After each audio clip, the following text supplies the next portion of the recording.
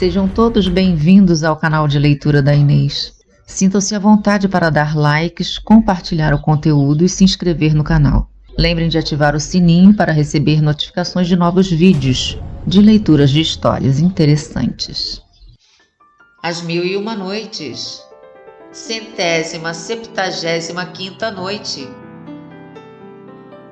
Eu não me encontrava em Bagdá, disse o barbeiro, quando tão trágica aventura sucedeu ao meu quarto irmão, que se retirou para um lugar isolado, onde se escondeu até que se curasse completamente das pancadas que lhe tinham moído as costas.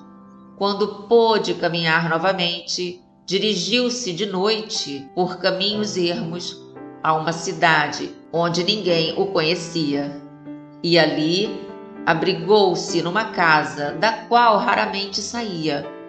Por fim, aborrecido de viver sempre escondido, foi passear num arrabalde, onde ouviu de repente uma confusão provocada por cavalheiros que vinham atrás dele. Achava-se então por acaso perto da porta de uma casa, e como após o que lhe havia sucedido temia tudo e todos, receou que os cavaleiros o seguissem para detê-lo. Por isso, abriu a porta para esconder-se e, depois de fechá-la, entrou num grande pátio onde mal apareceu 2 criados. Aproximando-se dele e pegando-o, disseram-lhe: Deus seja louvado por virdes vós mesmos entregar-vos. Destes-nos tanto trabalho estas 3 últimas noites que nem conseguimos dormir, e não poupastes a nossa vida, a não ser porque soubemos nos proteger. Bem podeis imaginar a surpresa do meu irmão. Boa gente, disse-lhes: Não sei o que pretendeis de mim. Sem dúvida, estais a me confundir. Não, responderam eles. Não ignoramos que vós e os vossos companheiros sois ladrões.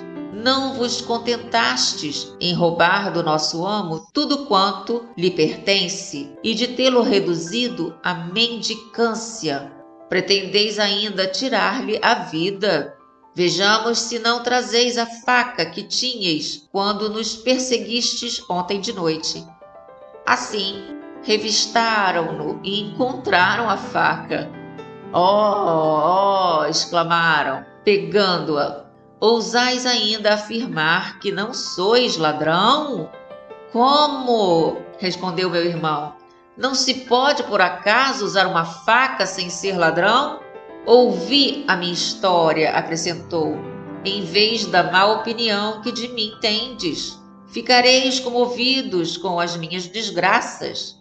Longe de o ouvirem, lançaram-se sobre ele, pisaram-lhe os pés, arrancaram-lhe as vestes e rasgaram-lhe a camisa. Em seguida, vendo as cicatrizes que trazia nas costas, disseram: Ah, cão! Queres fazer-nos crer que és um homem honrado e as tuas costas nos dizem exatamente o contrário? Ai de mim, gemeu meu irmão. Devem ser bem grandes os meus pecados, porque depois de ter sido tão injustamente maltratado, sou-o pela 2ª vez e sem ter culpa. Os 2 criados não se comoveram. Levaram-no ao chefe de polícia, que lhe disse: Como ousastes entrar na casa deles para os perseguir de faca na mão? Senhor, respondeu o pobre alcuz, sou o homem mais inocente do mundo e estarei perdido se não me concederdes a graça de ouvir-me pacientemente. Ninguém é mais digno de compaixão do que eu. Senhor, disse então um dos criados, ouvireis um ladrão que penetra nas casas para roubar e assassinar? Se recusardes a acreditar no que afirmamos, olhai para as suas costas. Assim, descobriu as costas do meu irmão e mostrou-as ao chefe, que, sem outra informação, ordenou imediatamente que lhe dessem 100 golpes de nervo de boi. Em seguida, mandou que o conduzissem pela cidade sobre um camelo e anunciassem: eis de que modo são castigados os que entram à força nas casas alheias. Terminando aquele passeio, levaram-no para fora da cidade, com a proibição de a ela voltar. Algumas pessoas que o viram após essa segunda desgraça revelaram-me o lugar em que ele se achava. Fui procurá-lo e levei-o secretamente a Bagdá, onde lhe ofereci todos os cuidados. O califa Monstanser Billah, prosseguiu o barbeiro, não riu muito com essa história como riu com as outras. Teve a capacidade de lastimar o infeliz Alcuz e quis outra vez oferecer-me alguma coisa e mandar-me embora. Mas, sem lhe dar tempo de executar sua ordem, retomei a palavra e disse-lhe: meu soberano senhor e mestre, bem vedes que falo pouco, e como me destes a honra de ouvir-me até aqui, tende a bondade de ouvir ainda as aventuras dos meus outros 2 irmãos. Espero que elas vos divirtam tanto quanto as anteriores. Podereis com elas fazer uma história completa, que não será indigna da vossa biblioteca. Terei, pois, o prazer de vos dizer que meu 5º irmão se chamava Al-Nakar.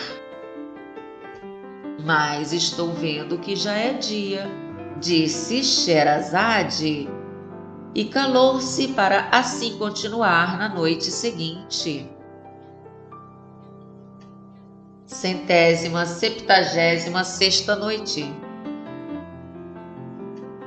Senhor, o barbeiro então continuou a falar nestes termos.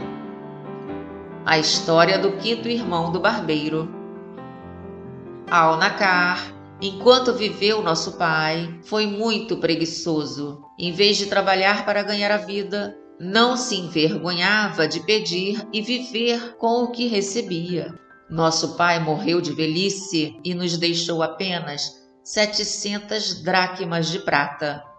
Dividimos-los em partes iguais, de sorte que cada um recebeu 100.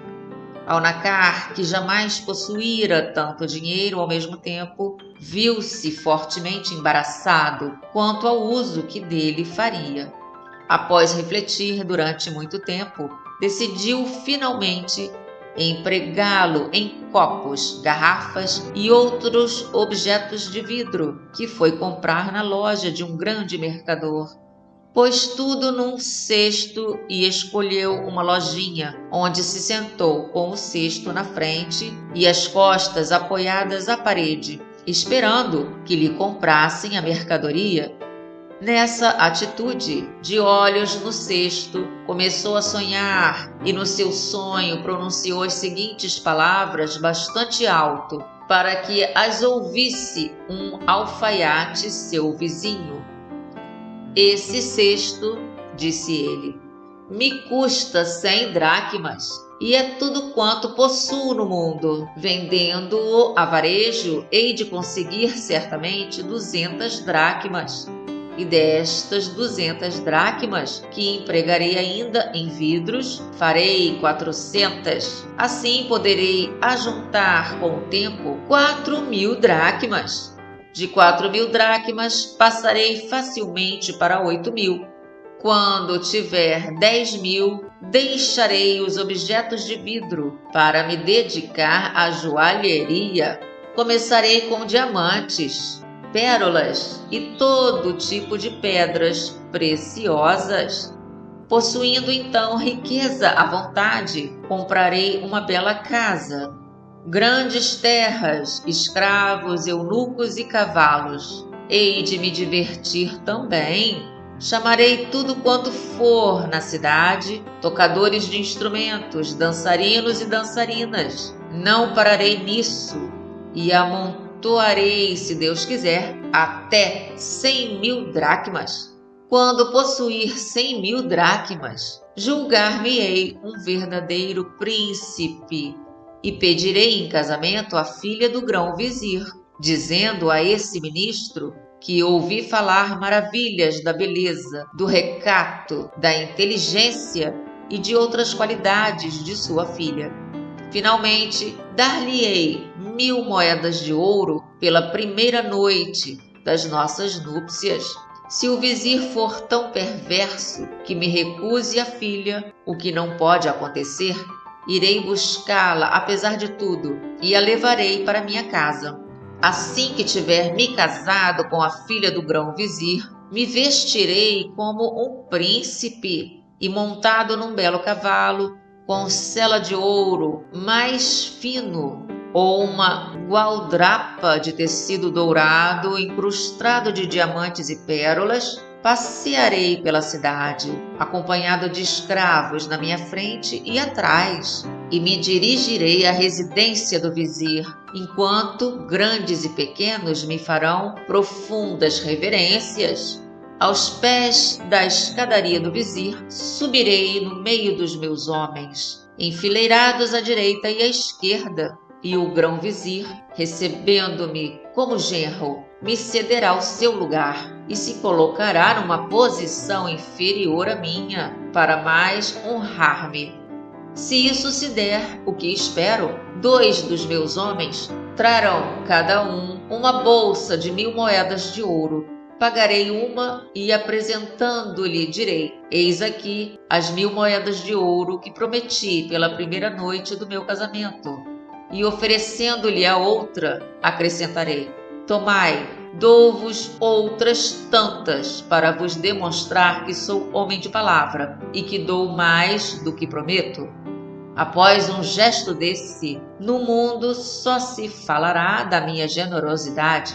Voltarei para casa com a mesma pompa. Minha mulher me enviará, por intermédio de um oficial, seus cumprimentos sobre a visita feita ao seu pai. Honrarei o oficial com um belo traje e o despedirei com um riquíssimo presente. Se ela, por sua vez, me mandar não o aceitarei e mandarei de volta o emissário. Não permitirei que ela saia dos meus aposentos sem que eu seja avisado, e quando eu quiser entrar, o farei de tal modo que adquira respeito por mim. Finalmente, não haverá casa mais bem governada que a minha. Vestir-me-ei sempre ricamente. Quando eu me recolher com ela de noite, me sentarei no lugar de honra com severidade, sem voltar a cabeça nem para a direita nem para a esquerda. Falarei pouco, e enquanto minha mulher, bela como a lua cheia, ficará de pé na minha frente, com todos os seus adornos, fingirei não vê-la. Suas criadas à sua volta me dirão: caro amo e senhor, eis vossa esposa, vossa humilde servidora, à espera de que a acaricieis. Mortificada por ver que não vos dignais olhá-la, está cansada de ficar em pé. Dizei-lhe, pelo menos, que se sente. Não responderei a tais palavras, o que lhe aumentará a surpresa e a dor. Se lançarão aos meus pés, e depois que elas tiverem ficado bastante tempo a me suplicar, levantarei finalmente a cabeça e olharei distraidamente para minha mulher.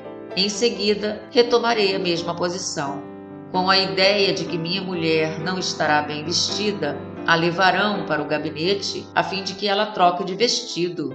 Enquanto isso, eu também, levantando-me, envergarei um traje mais esplêndido.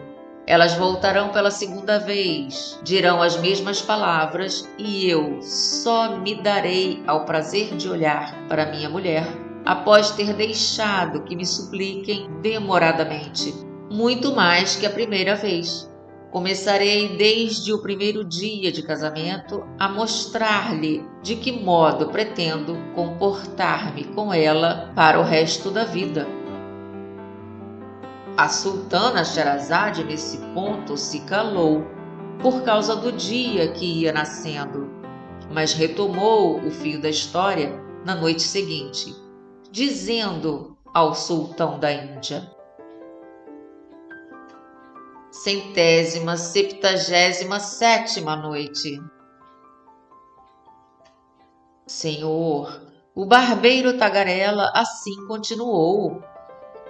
Após as cerimônias das núpcias, prosseguiu Alnacar: pegarei das mãos de um dos meus homens, que estará perto de mim, uma bolsa com 500 moedas, que entregarei às suas cabeleireiras, a fim de que me deixem sozinho com minha mulher. Quando se retirarem, minha mulher se deitará antes de mim. Deitarei depois ao seu lado, dando-lhe as costas, e passarei a noite sem dizer-lhe uma palavra. No dia seguinte, ela não deixará de se queixar do meu desprezo e orgulho com sua mãe, mulher do grão-vizir, e eu rejubilarei. Sua mãe virá visitar-me, beijar-me-á as mãos com respeito e dirá: Senhor, pois não ousará chamar-me de genro, com medo de me ofender, falando-me tão familiarmente.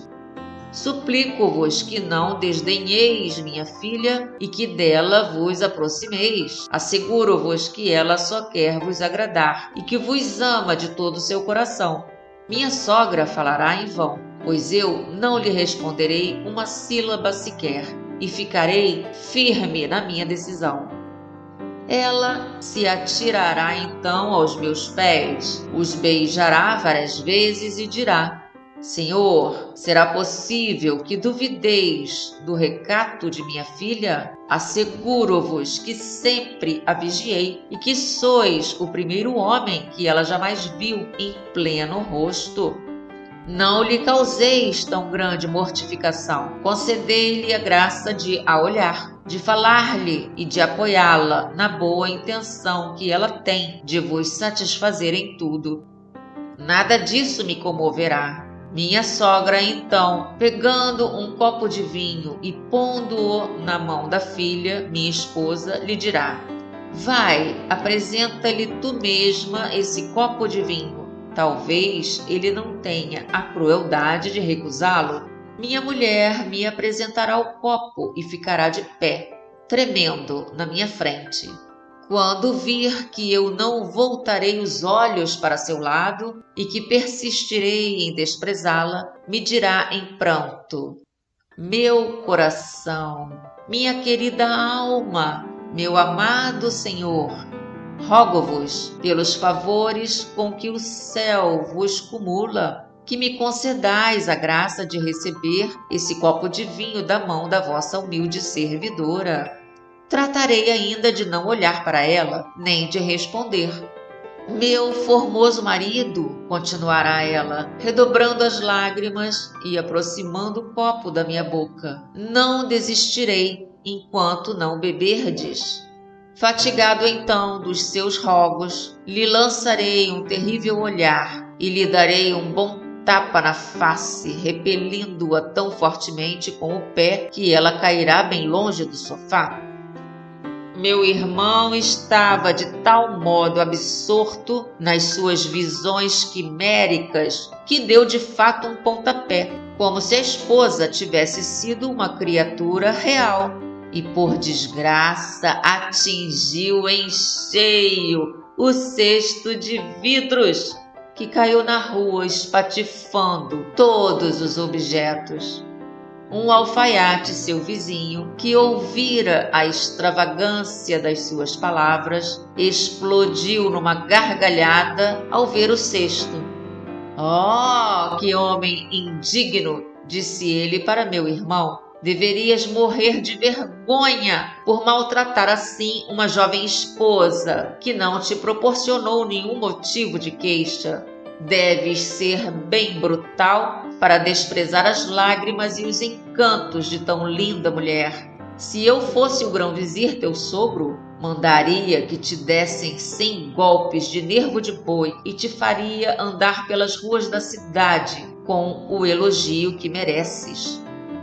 Meu irmão, diante desse acidente tão funesto para ele, voltou a si e, vendo que aquilo lhe acontecera pelo seu insuportável orgulho, deu murros no rosto, rasgou suas vestes e pôs-se a chorar, com gritos que atraíram imediatamente os vizinhos e detiveram os transeuntes em caminho para a prece do meio-dia. Por ser sexta-feira, os transeuntes eram mais numerosos que nos outros dias. Uns tiveram pena de Alnacar, outros se limitaram a rir da sua extravagância. Entretanto, a vaidade que ele enfiara na cabeça desvanecera-se com os seus bens, e ele chorava amarguradamente a sua sorte. Quando passou por lá uma dama de posição, montada numa mula ricamente ornada.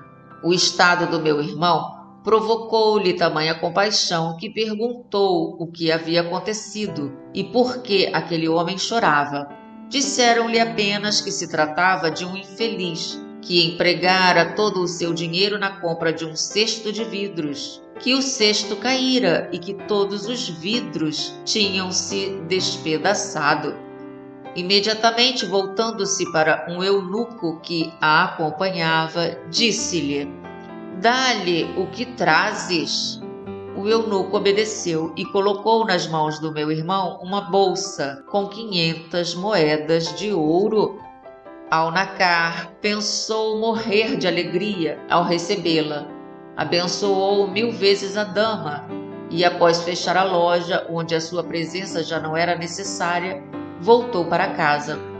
Estava refletindo profundamente sobre o que acabara de lhe suceder, quando ouviu bater à porta.